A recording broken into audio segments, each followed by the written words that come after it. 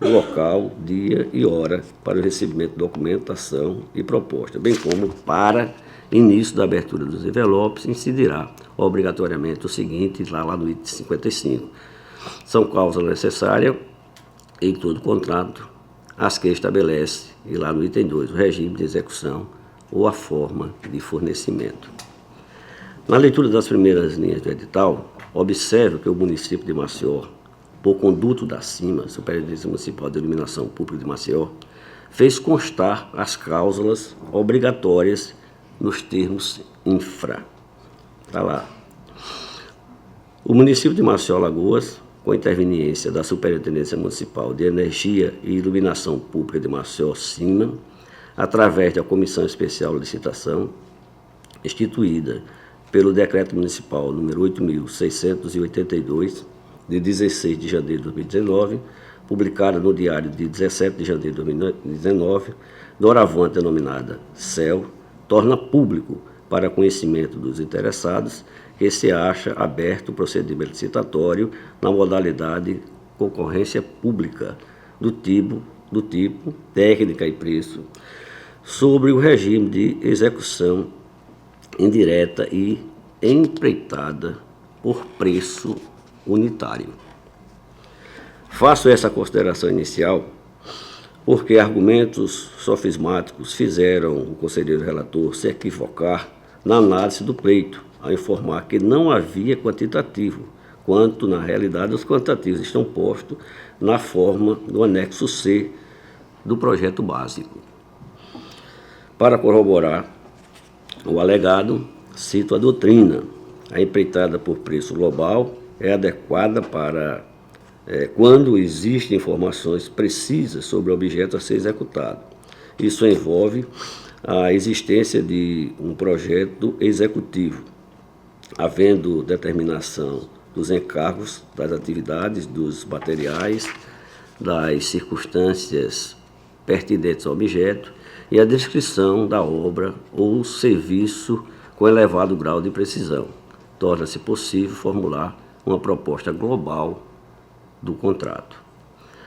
Quanto menos precisa, exata a configuração do objeto a ser executado, menos viável é a utilização de uma empreitada por preço global.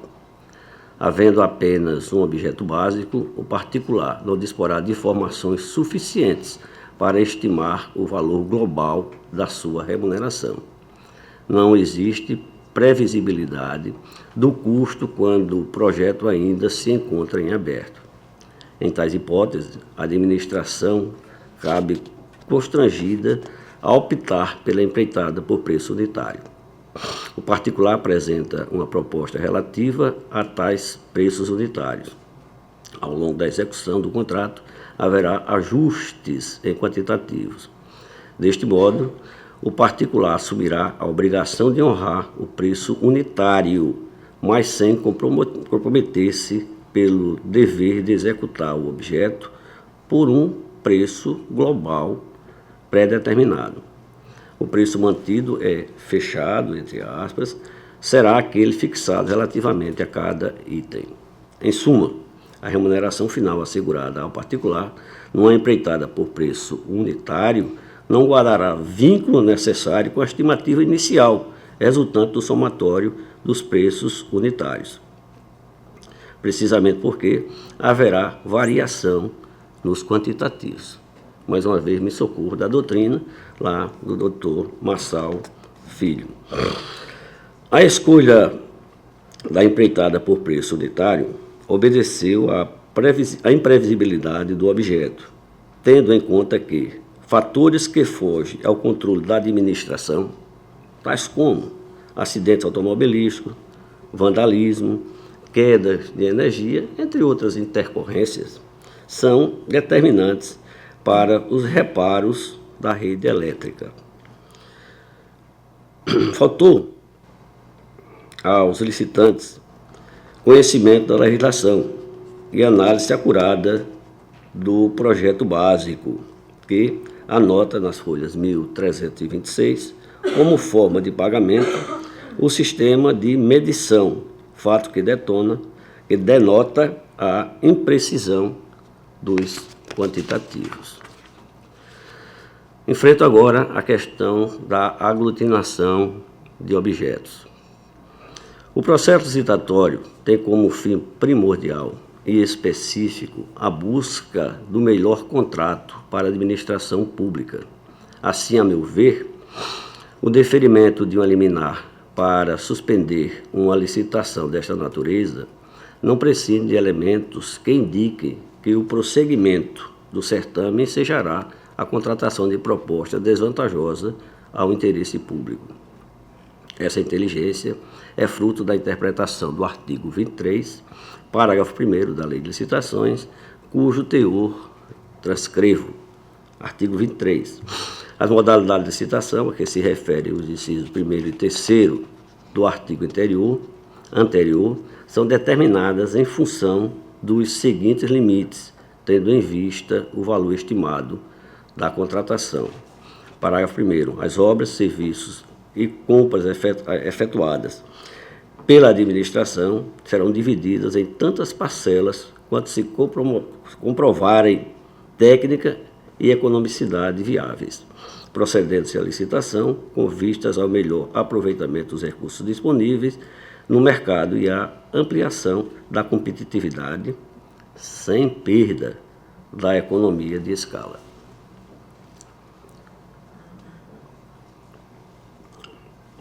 Como se observa, a súmula 247 do Tribunal de Contas da União deve ser lida com ressalvas, porquanto não há falar em aumento de competitividade, com a divisão dos objetos, se a cisão for desvantajosa à administração pública com a perda da economia de escala.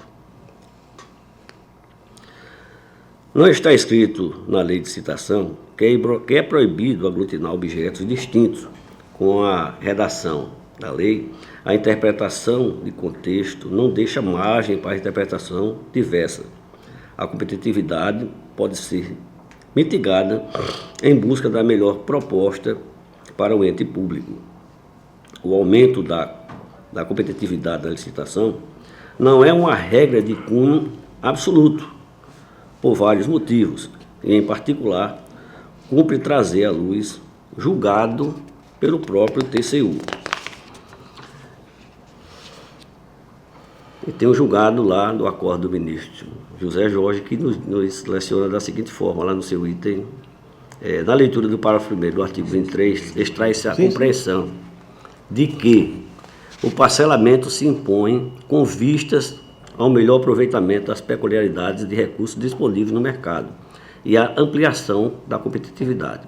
É, portanto, um instrumento que se deve valer o ente contratante para trazer à competição empresas dos segmentos de mercado aptos a operar com cada uma das parcelas que compõem o objeto licitado. A consequência natural é a ampliação da disputa e, como regra, a contratação por preços mais vantajosos. Não se trata, no entanto, de regra absoluta, devendo o parcelamento evitar-se quando for técnica e economicamente viável. Está lá no acordo do ministro.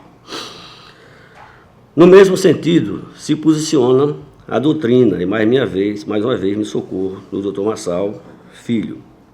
Como se extrai, está lá escrito, o fundamento jurídico do fracionamento consiste na ampliação das vantagens econômicas para a administração. Adota-se o fracionamento como um instrumento de redução de despesa administrativa.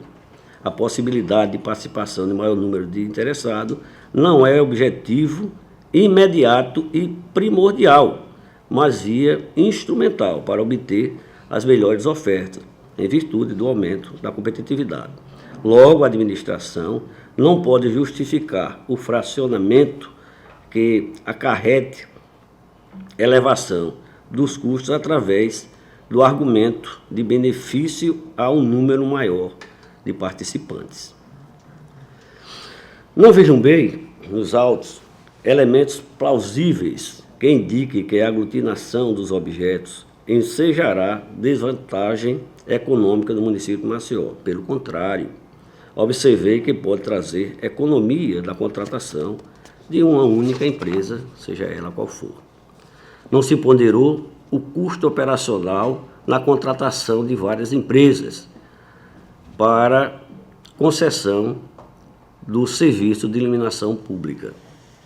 Com a análise persecutória do que fiz nos autos, não tenho como vaticinar um prejuízo ao erário.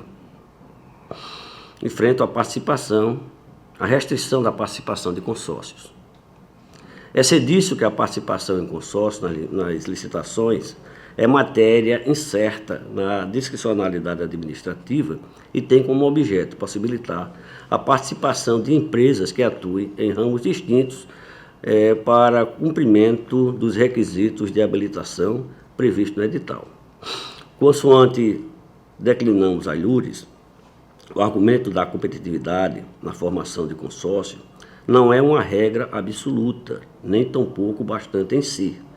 Tem cabimento quando o objeto da licitação é por demais complexo, de modo a inviabilizar o cumprimento dos requisitos da habilitação do edital. Nesta senda, fechamos a doutrina e trago aqui um acórdão do ministro Benjamin Zaimer.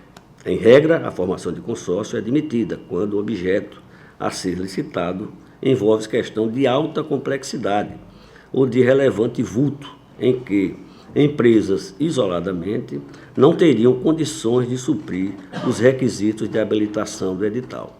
Neste caso, a administração, com vistas a aumentar o número de participantes, admite a formação de consórcio.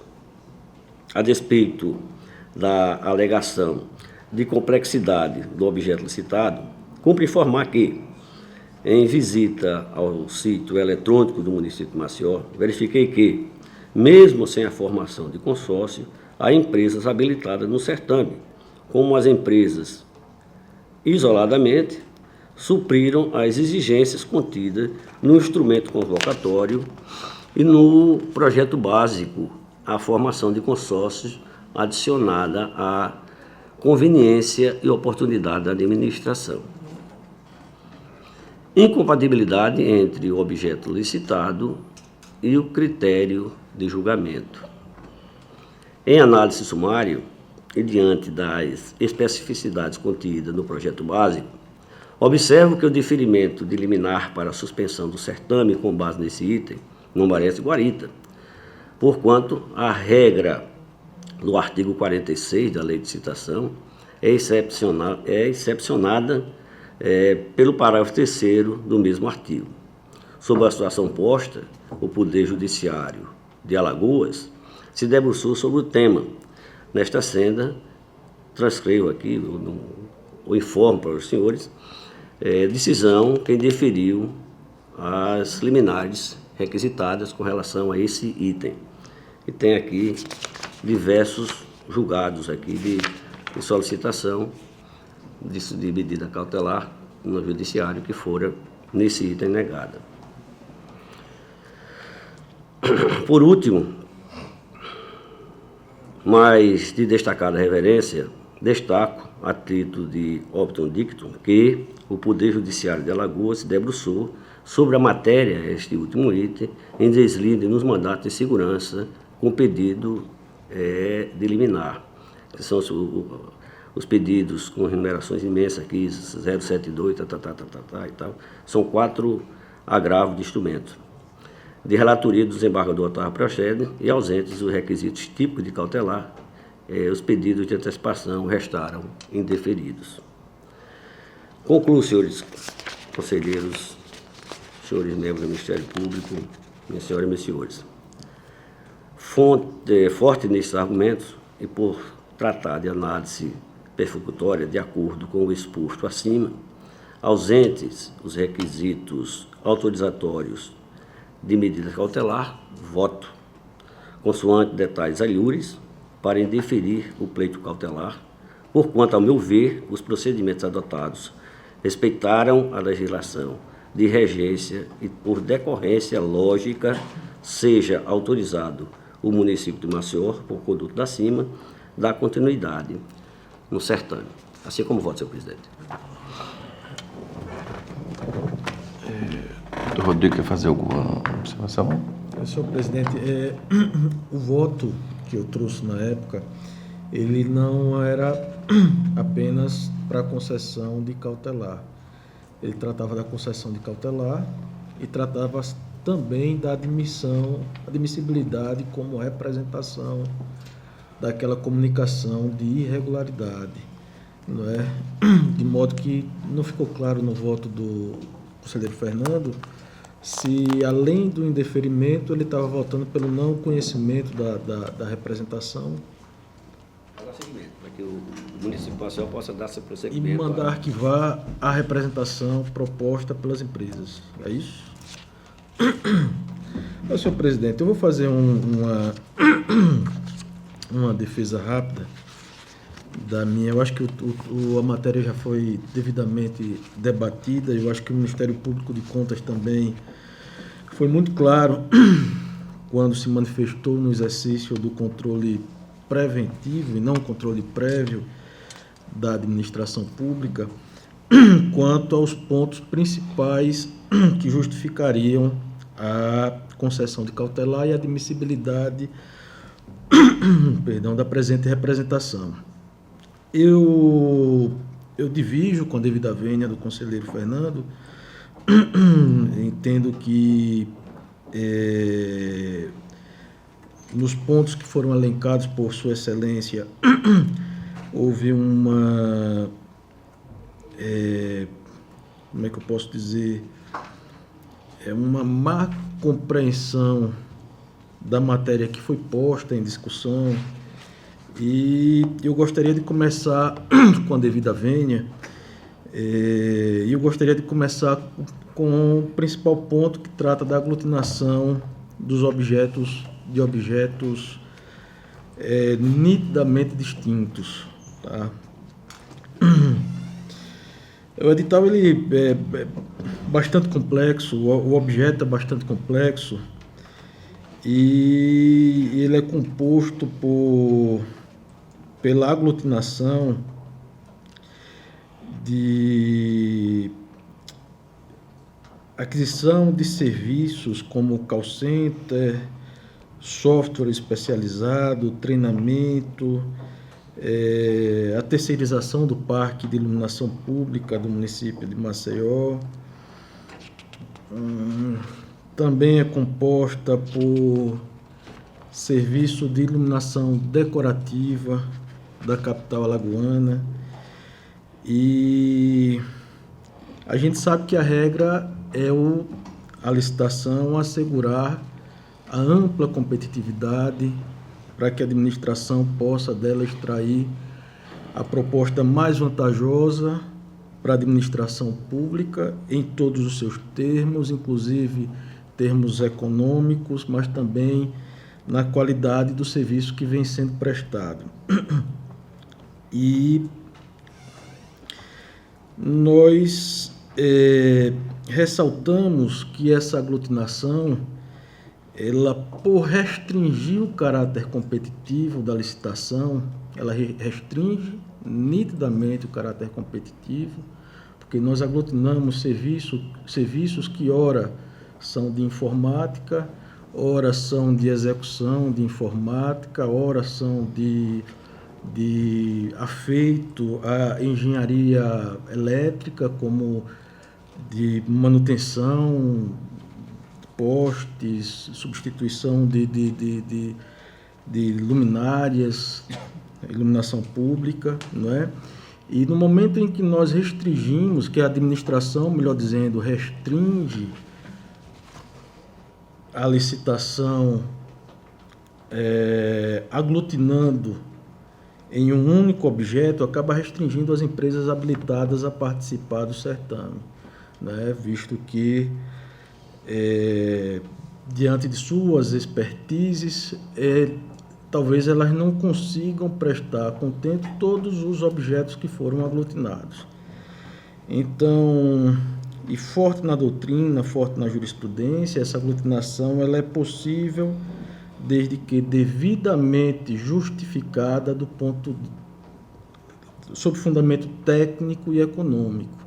E a fundamentação trazida pelo conselheiro Fernando é justamente de que ele não vislumbra, ele não encontra estimativas de que isso pode trazer prejuízo à economia de escala, quando na verdade isso deveria estar devidamente comprovado nos autos, e não está comprovado. Nos autos, nem fundamentado pela administração pública, que esta aglutinação poderia trazer, em que pese a restrição ao caráter competitivo, ela traria essa economia de escala, traria essa vantajosidade do ponto de vista econômico ou técnico para a administração. Então, nós estamos trabalhando aqui o tempo todo em cima de imaginário, né? A gente imagina que seja mais vantajoso, a gente vislumbra que não há nenhum prejuízo do ponto de vista econômico, mas não estamos trabalhando com dados concretos que comprovem que esta aglutinação de fato é mais vantajosa em todos esses aspectos para a administração pública. Então, é um primeiro ponto que eu gostaria de refutar, e diante dessa dúvida se é mais vantajoso ou não, a gente deve, como órgão de controle externo, atuar na preservação do erário municipal, né? E mantendo a cautelar anteriormente concedida. O segundo ponto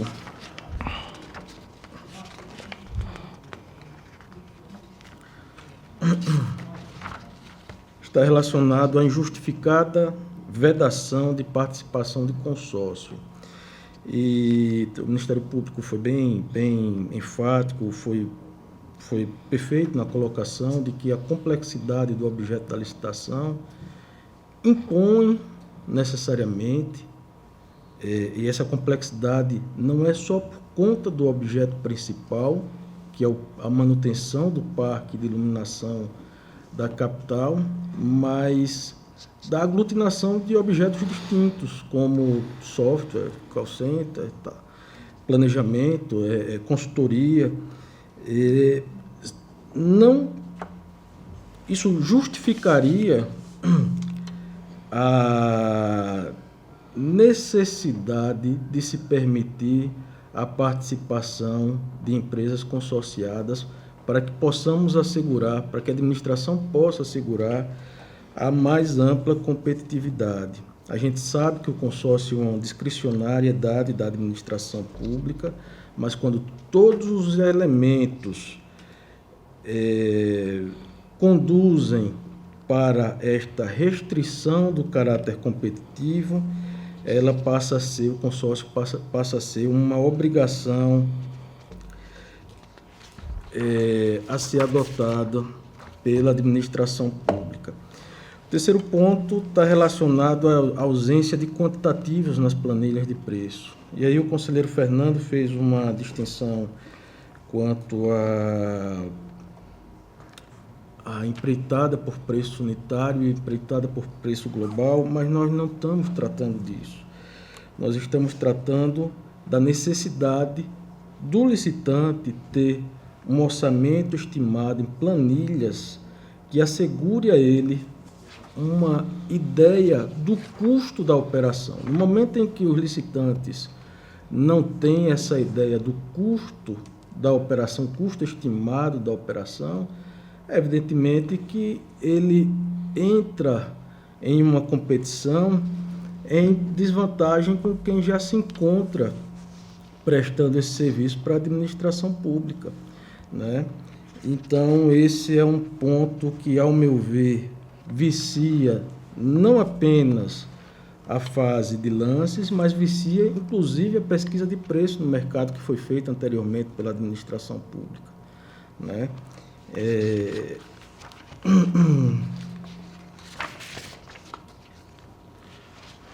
Bom, e por fim, a escolha da licitação em seu tipo de técnica e preço. Eu também sigo o entendimento do Ministério Público de Contas, que não há nenhuma justificativa para se adotar essa modalidade licitatória, técnica e preço.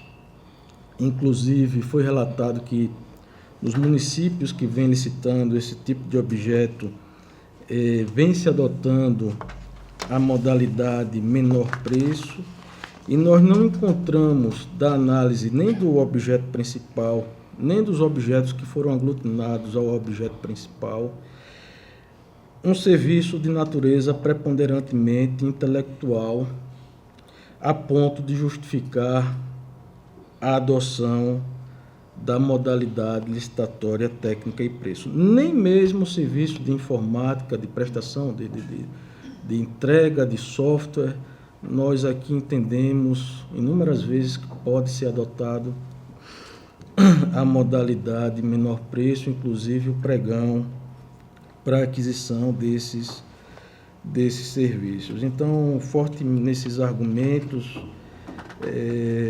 eu reitero, senhor presidente, a necessidade da gente manter, pelo menos até termos um pronunciamento conclusivo quanto a estes pontos do edital, mantermos a cautelar a suspensão da licitação, e, se for o caso,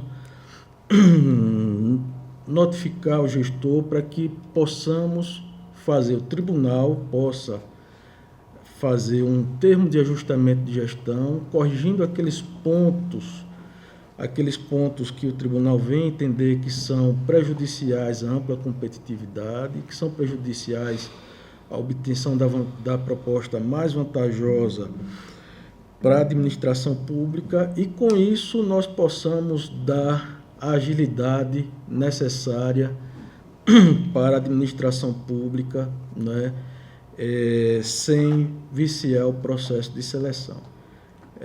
São essas as considerações que eu queria fazer, senhor presidente. Conselheiro Fernando. Já tinha até me demorado com relação às ponderações feitas, porque está posto no voto. Eu entendo que a questão da competitividade, a questão da escolha, até mesmo porque o conselheiro Rodrigo fala com muita propriedade, que tem alguns momentos, e nós temos que obedecer, entender que isso é real, a discricionalidade do gestor, de como ele vai atuar. Esse tribunal, em momento algum, vai deixar de cumprir o seu papel de fiscalizar a execução de contrato, de acompanhamento até mesmo do contrato, quando for estabelecido esse contrato, virá para o Tribunal de Contas. Nós seremos fiscalizador e guardião desse tribunal, desse contrato, e principalmente da execução do mesmo. De forma que eu sinceramente não me deparei, volto a dizer, Vossas Excelências, com maiores problemas com relação ao funcionamento, ao encaminhamento do certame, pelos vícios que eu procurei ver, que nós superamos ele aqui no nosso voto. De forma que eu mantenho a nossa posição, não abrindo mão absolutamente tempo algum das prerrogativas desta Corte de Contas de fiscalizar e acompanhar a execução contratual. Ok. Terminada a discussão, em votação. Conselheiro Anselmo. Excelência, eu acompanho o voto do relator originário dos autos, mantendo a suspensão do procedimento e mais os dispositivos de praxe de sua decisão.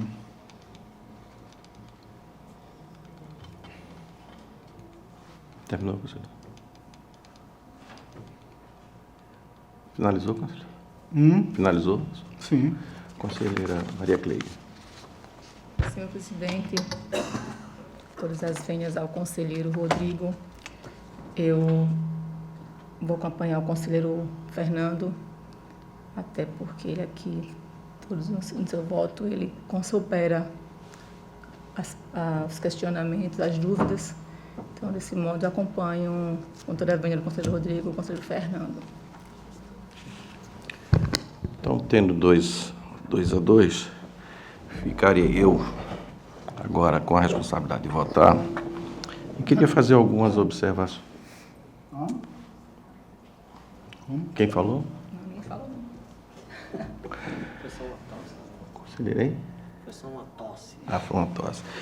Veja só, eu fiquei atentamente escutando os votos do conselheiro Rodrigo e do conselheiro Fernando, e tem um pensamento com relação à praticidade de uma execução contratual.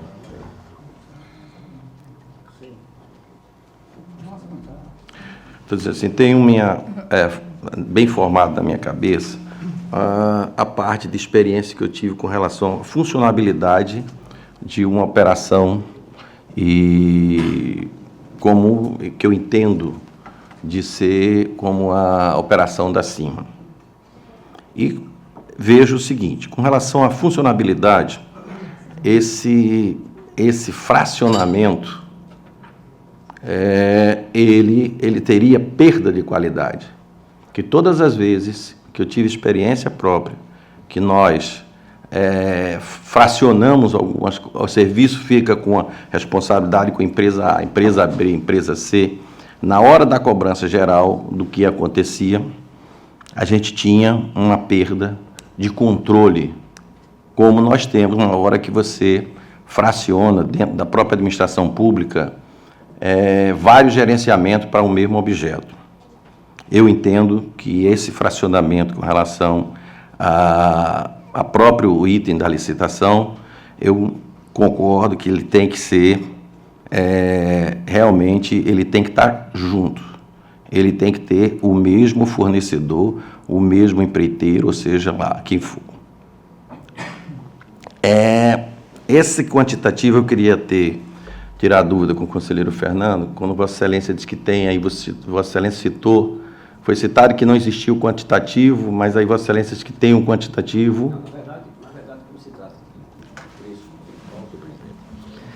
presidente, essa questão, e principalmente, vale ressaltar, naturalmente, sem avaliar, sem mergulhar no processo, que nenhuma dessas empresas que tem alguma expertise de gerenciamento de parque de iluminação pública não tem a percepção do que é o parque de iluminação de Maceió. Todas têm. Isso é da própria natureza. Como é que é uma empresa que se propõe a entrar numa licitação de uma capital, de 1 milhão de habitantes, tem os parâmetros, existe já. De forma que essa é uma questão que eu entendo de que não há, digamos, nenhuma falta de percepção, de conhecimento. Isso aí, naturalmente, é um tanto subjetivo, não trata-se do processo, mas, principalmente, nós estamos tratando de preços unitários. Nós estamos fazendo de preço de empreitada global. Então, todo mundo sabe quanto custa um equipamento, uma lâmpada, quanto custa um transformador, quanto custa um poste, quanto custa metro de fio. Isso aí, enfim, todos sabem também.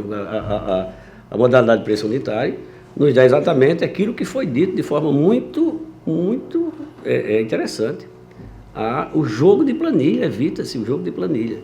Como, por exemplo, você sabe que quando se trata de preço de empreitada, você pode trabalhar, fazer um jogo de planilha com relação a baixar o preço de um equipamento que seja muito caro, como, por exemplo, um transformador, e acrescenta, salga no preço de uma luz, que essa vai ser utilizada com muito mais frequência. Muito mais frequência uma luz do que o transformador. Não é muito raro você ter uma substituição. Portanto, evita-se, como foi dito, a questão do jogo de planilha. Portanto, Com relação ao processo em si, o material ser aplicado, ele tá especificado dentro do que seria solicitado pela CIMA, assim, com relação a...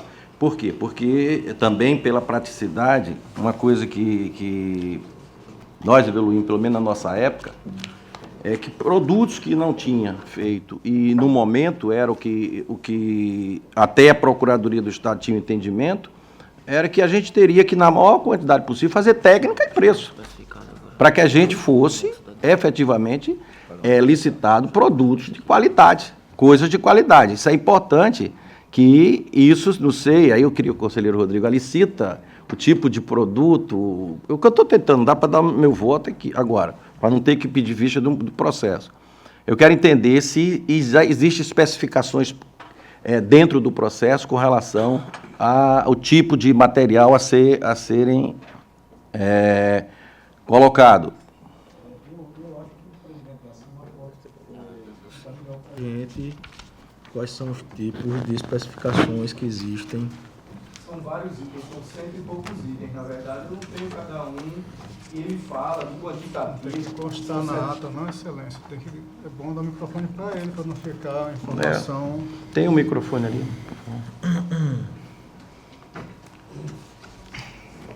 Com relação... São 100... Peraí. Senhor presidente, só para proceder ouvir o eminente superintendente, se Vossa Excelência assim proceder, está lá no quantitativo, na verdade, está no anexo C do projeto básico. O quantitativo existe. Quantitativo. E fala que o porte de Maceió, que é uma cidade de 74 mil pontos de luz. Então, as empresas, na verdade, a gente não tem como dizer, esse mês queima 1.000, no próximo mês queimam 2.000. Na verdade, esse preço unitário é exatamente porque você não tem como balizar mensalmente esse tipo de valor. E sim, você pode passar um ano inteiro, que seria uma raridade, sem queimar uma luz. Como você poderia ter um raios, alguma coisa assim, uma tempestade, e queimar 74 mil luzes de Maceió. Então você tem que, na verdade, Eu acho que a ter pergunta não é essa. A pergunta é se- ter o Não, balizamento não. disso. Isso é ele está respondendo primeiro a quantitativa, ele disse que tem.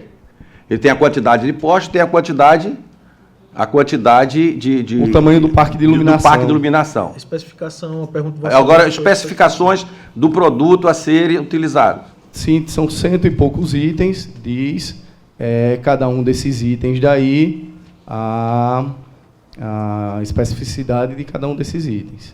E esses produtos, eu quero dizer o seguinte, pela praticidade de você, esses são os produtos tecnicamente, vamos dizer assim, aceitável com relação à economicidade, essas coisas, dentro da própria CIMA? Sim. Inclusive, foi feito o aviso de cotação desses produtos e a própria empresa EIP fez, foi uma das empresas que encaminhou a cotação. Sim. Obrigado. Então, eu peço vênia ao conselheiro Rodrigo, eu vou votar com o voto divergente do conselheiro Fernando.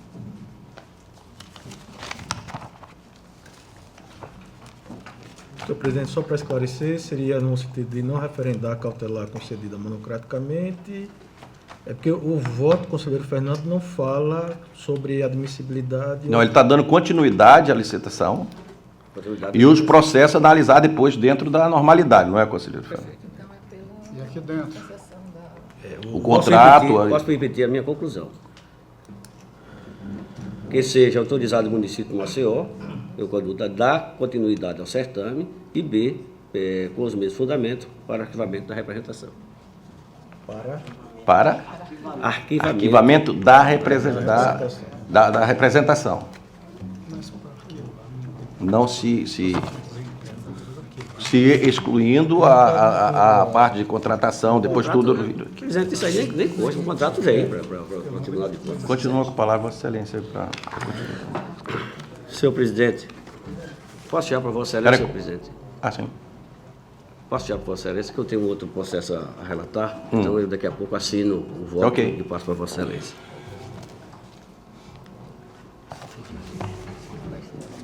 Pode sim. Doutor Estela. Senhor presidente,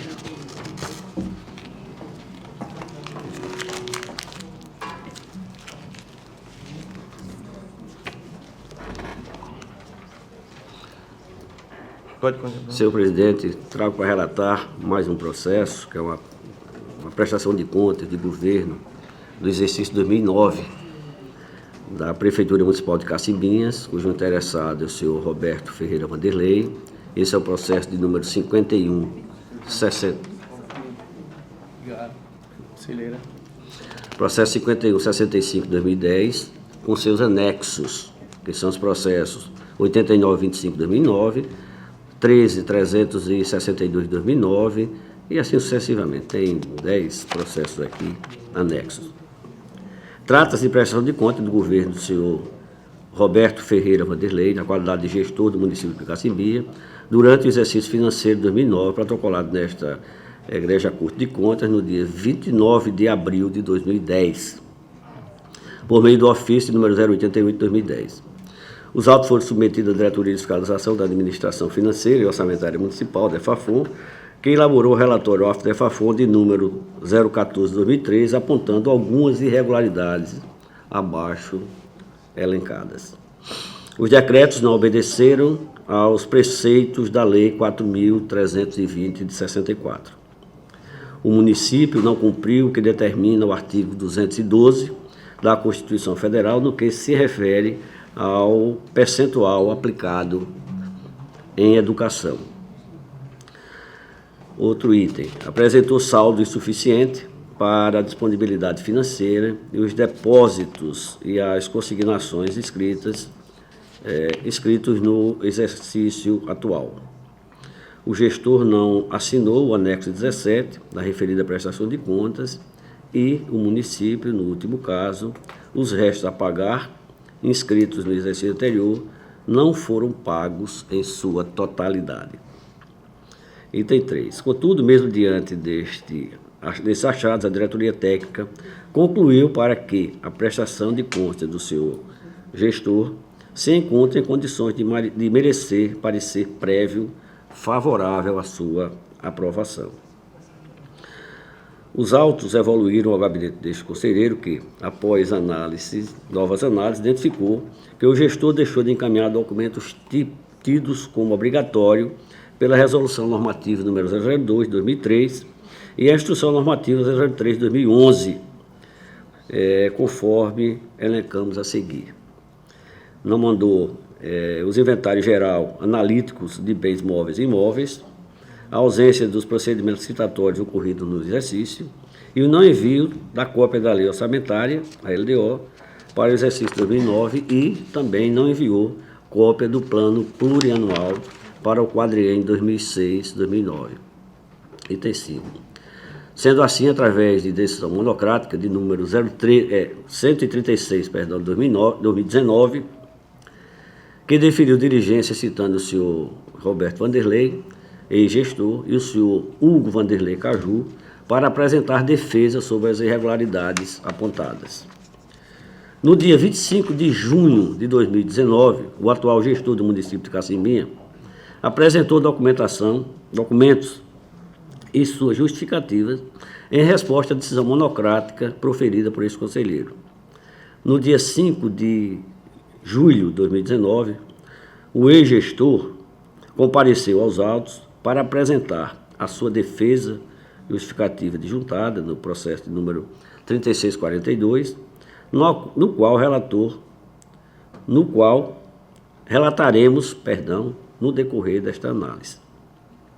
Por final, a DEFAFON informa que esta Corte de Contas não realizou qualquer tipo de auditoria ou inspeção em loco no município de Cacimbinhas quanto ao exercício financeiro de 2009. Em apertadíssima síntese, senhor presidente, é o relatório.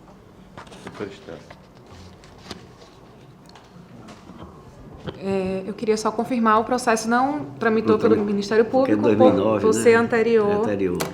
ao exercício 2010. Mas eu posso depois apresentar o meu voto, senhora, meu Ministério Público, se Vossa Excelência achar por bem complementar, porque não conhece o processo. Não, eu queria fazer só algumas considerações, mas coisa muito rápida.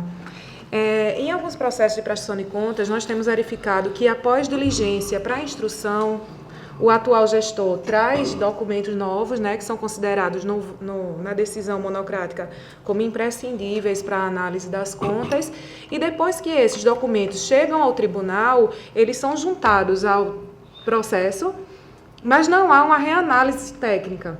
Então, assim, essa diligência de instrução, ela acaba se tornando inócua, porque os documentos vêm aos autos, mas, na verdade, eles não servem de subsídio para a análise técnica, porque não há uma reanálise à luz desses novos documentos.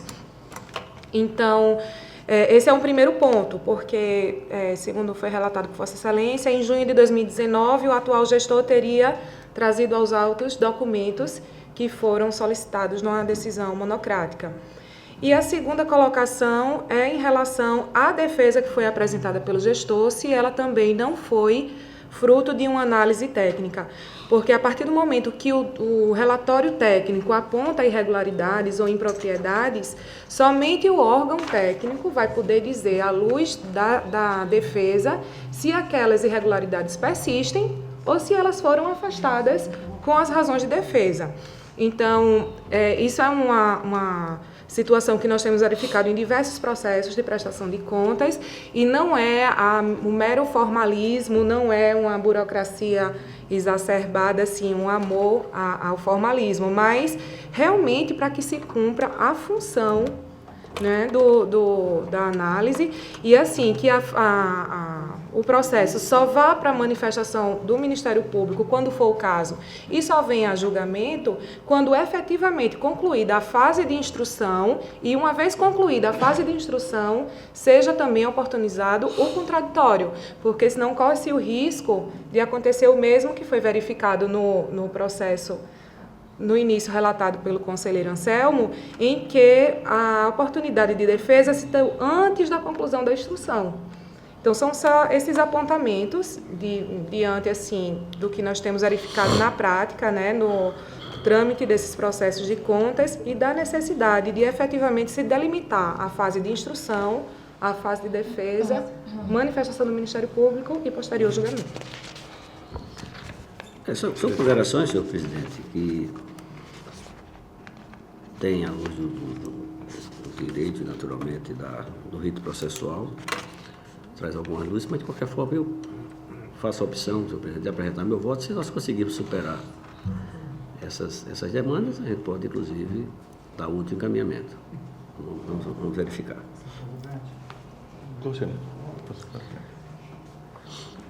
Vamos ver aqui a análise do relator, né?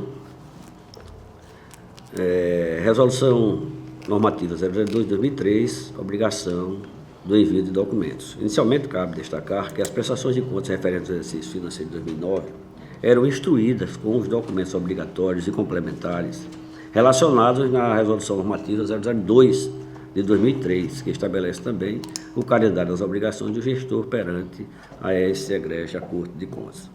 Analisando a documentação, consta-se que a presente prestação de contas foi instruída com todos os documentos obrigatórios, tendo o gestor deixado de encaminhar apenas os documentos complementares abaixo relacionados. Inventário geral de bens e valores compreendidos, dito em dinheiro, bens móveis, bens imóveis, bens de natureza industrial, ações, créditos e valores almoxarifados e relação nominal da dívida industrial. E, B, relação de restos a pagar. Convém ressaltar, na linha do que vem sendo decidido reiteradamente por este colegiado, que o não encaminhamento da documentação complementar elencada acima não impossibilita a elaboração deste parecer prévio, prejudicando, ademais, a análise dos estoques dos bens móveis e imóveis. Em sua defesa, o ex-gestor afirma que deixou o inventário devidamente arquivado na Prefeitura e que encontrou dificuldades junto à nova gestão, de encontrar os documentos, dificultando assim a sua defesa. Análise dos instrumentos de planejamento e de programação. Como é do conhecimento, o Plano Plurianual, PPA, e a Lei de Diretrizes Orçamentárias, LDO, e a Lei Orçamentária Anual, a LOA, são os principais instrumentos de planejamento e de programação da administração pública, cabendo aos prefeitos a iniciativa privativa dos respectivos processos legislativos. Compuscando os autos, é possível observar apenas o envio da LOA. Assim sendo, e não envio do PPA e da LDO, impossibilita a análise quanto aos cumprimentos das metas de administração pública para as despesas de capital e das outras despesas delas decorrentes, assim como das despesas relativas aos programas de duração continuada, no caso específico o PPA, impossibilita ainda a análise da compatibilidade da LDO, conforme estabelece o artigo 5º da Lei de Responsabilidade Fiscal. Quanto ao não envio do PPA e da LDO, o ex-gestor justificou que apenas ficou estabelecido a partir da Resolução Normativa número 05 de 2014 e posteriormente pela Resolução Normativa número 01 de 2016 desta Corte de Contas, ambas posteriores à entrega da prestação de contas do exercício 2009, relacionados todos os itens de forma clara e devidamente e que deveriam compor as prestações de contas e balanços gerais. Justificou também que, à época, este tribunal não exigia os documentos, assim como afirmou que assumiu a gestão do município de Cacimbinhas em 1º de janeiro de 2009, não encontrou nos arquivos da Prefeitura o PPA, relativo ao quadriênio 2006-2009, e a LDO de 2009, elaborada pelo seu antecessor. Ao analisar a LOA, constatamos que foi vinculado pela Lei Municipal número 381 de 2008, a qual estimou as receitas e fixou as despesas em R$ 11.479 e alguns reais, sendo que R$ 3.807.758 foram consignados para o orçamento de pessoal e encargos sociais. A referente à lei autorizou, no seu artigo 8º, a abertura de crédito suplementar de até 100% do orçamento previsto para o orçamento de 2009.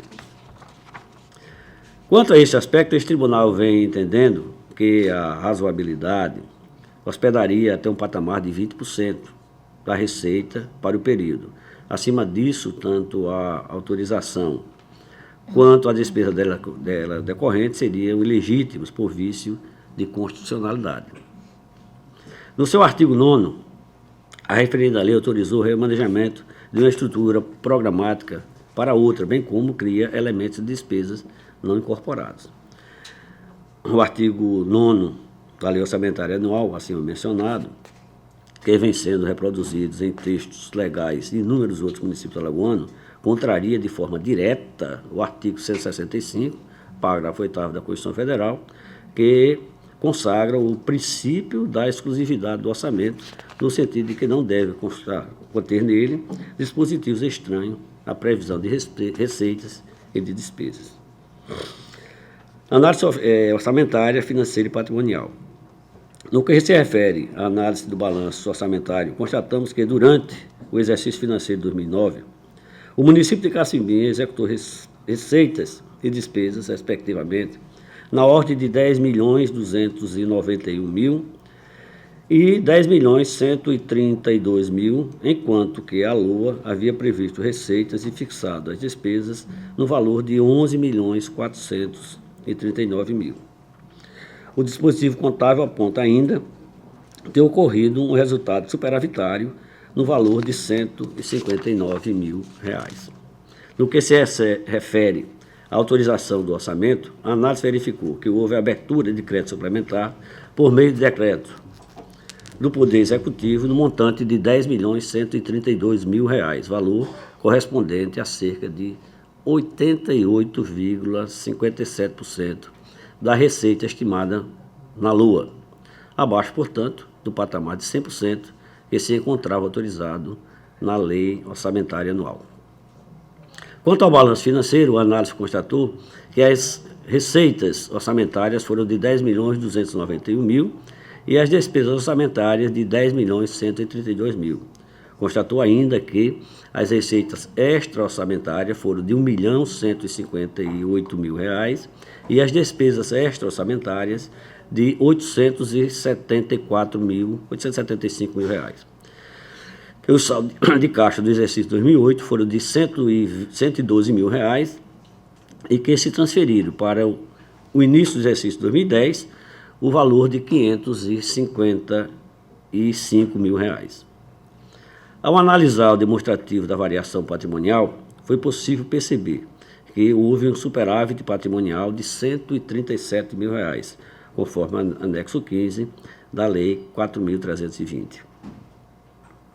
Ainda quanto à variação do patrimônio, identificamos que a municipalidade adquiriu bens imóveis no montante de R$ 46.000 e bens móveis no valor de R$ 52.000.